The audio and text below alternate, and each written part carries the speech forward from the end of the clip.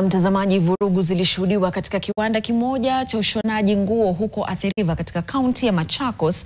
Hii ni baada ya maafisa wa chama cha wafanyakazi wa nguo na ushonaji kujitokeza kwa kiwanda humo wakitaka kujua hatima ya wafanyakazi 2,000 waliofutwa kazi bila malipo. Tumpate mwanahabari wetu Susan Waweru na taarifa hiyo kwa kina. Taharuki na kelele.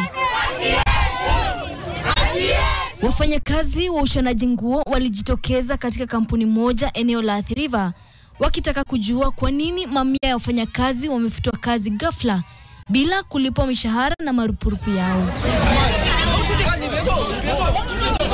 Lakini hali ilibadilika na kuwa ya vurugu baada ya polisi waliopelekwa kiwandani humo kudaiwa kuwatisha wanahabari na viongozi wa chama hicho.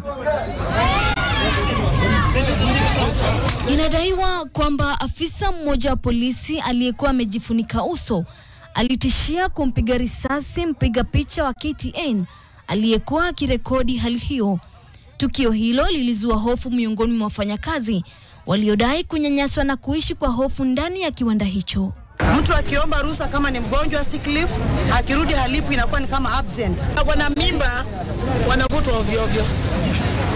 Tunanyanyaswa vibaya sana na hii kampuni. Wameishutumu vikali kampuni hiyo inayomilikiwa na wawekezaji wa Kichina. So hakuna kujieleza pale. Tunaomba union ingilia kati.